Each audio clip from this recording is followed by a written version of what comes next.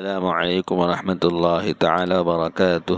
Number 1 اسلامی تاریخ 10 ذی الحجہ۔ سلطان محمود غزنوی رحمۃ اللہ علیہ۔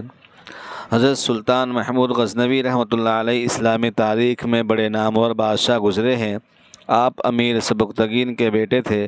سن 357 ہجری میں پیدا ہوئے اور اعلیٰ تعلیم حاصل کی۔ والد صاحب کے انتقال کے بعد حکومت کی باغ دوڑ سنبھالی اور اس کو مضبوط کرتے چلے گئے۔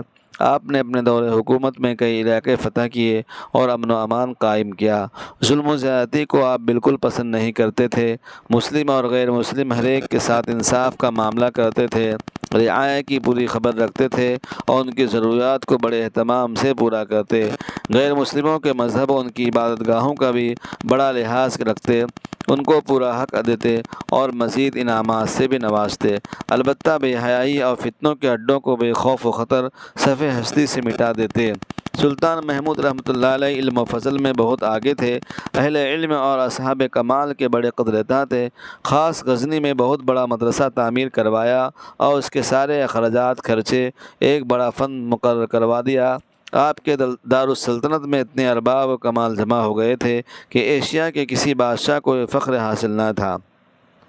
تقریباً 35 سال تک اقتدار کی رونق بخشنے کے بعد یہ عادل، منصف، رعایا پرور، خدا ترس، علماء نواز اور عظیم قائد و سربراہ سن 421 ہجری میں اس دار فانی سے رخصت ہو گئے، جس کی مثال کارنامے میں قیامت کے تک تاریخ کے ان اوراق میں محفوظ رہیں گے۔ نمبر 2 حضور کا معجزہ۔ حضرت حذیفہ رضی اللہ تعالیٰ عنہ فرماتے ہیں، غزوہ خندق کے موقع پر سخت ٹھنڈی ہوا چل رہی تھی۔ ایسے میں ہمارے نبی نے صحابہ سے فرمایا، کوئی ہے جو میرے پاس دشمنوں کے قافلے کی خبر لے آئے؟ ٹھنڈی کی وجہ سے کوئی بھی کھڑا نہ ہوا۔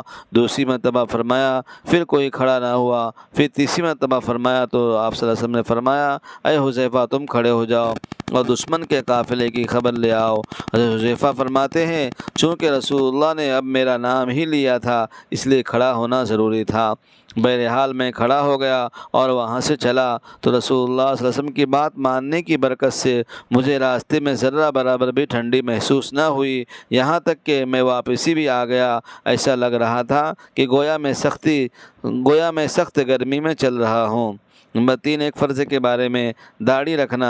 رسول اللہ صلی اللہ علیہ وسلم نے فرمایا، مونچھوں کو کتراؤ اور داڑھی کو بڑھاؤ۔ فائدہ، داڑھی رکھنا شریعت اسلام میں واجب اور اسلامی شعار میں سے ہے، اس لیے تمام مسلمانوں کے لیے اس پر عمل کرنا انتہائی ضروری ہے۔ نمبر 4 ایک سنت کے بارے میں حج کے موقع پر دعا پڑھنا۔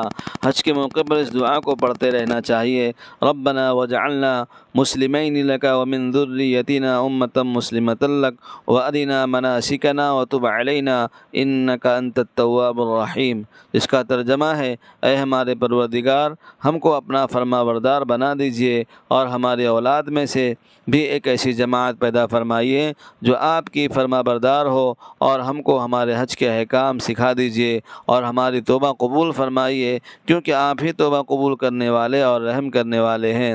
نمبر 5 ایک اہم عمل کی فضیلت۔ رسول اللہ نے فرمایا، جب تم میں سے کوئی مسجد میں فرض نماز ادا کر لے تو اپنی نماز میں سے کچھ حصہ گھر کے لیے بھی چھوڑ دے، کیونکہ اللہ تعالیٰ بندے کی نفل نماز کی وجہ سے اس کے گھر میں خیر نازل فرماتے ہیں۔ نمبر 6 گناہ کے بارے میں۔ قرآن میں اللہ تعالیٰ فرماتا ہے، بلا شبہ اللہ تعالیٰ شرک کو معاف نہیں کرے گا، شرک کے علاوہ جس گناہ کو چاہے گا معاف کر دے گا، اور جس نے اللہ تعالیٰ کے ساتھ کسی کو شریک کیا تو اس نے اللہ کے خلاف بہت بڑا جھوٹ بولا۔ نمبر 7 دنیا کے بارے میں۔ قرآن میں اللہ تعالیٰ فرماتا ہے، جو کچھ تمہارے پاس دنیا میں ہے ایک دن ختم ہو جائے گا، اور جو اللہ کے پاس ہے وہ ہمیشہ باقی رہنے والی چیز ہے۔ نمبر 8 آخرت کے بارے میں۔ دوزخ کی گہرائی۔ ہمارے نبی نے فرمایا، ایک پتھر کو جہنم کے کنارے سے پھینکا گیا تو 70 سال تک اس میں گرتا رہا مگر اس کی گہرائی تک نہیں پہنچ سکا۔ نمبر 9 طب نبوی سے علاج۔ جذام یعنی کوڑ کا علاج۔ رسول اللہ نے فرمایا، 7 دن روزانہ 7 مرتبہ مدینہ کی عجوہ کھجوروں کا استعمال جذام یعنی کوڑ کے مریض کے لیے فائدہ مند ہے۔ نمبر 10 نبی صلی اللہ علیہ وسلم کی نصیحت۔ ہمارے نبی نے فرمایا، جب تم میں سے کوئی گھر میں داخل ہونے کے لیے 3 مرتبہ اجازت مانگے اور اس کو اجازت نہ ملے یا کوئی جواب نہ ملے تو اس کو واپس ہو جانا چاہیے۔ اللہ تعالی ہم سب کو عمل کے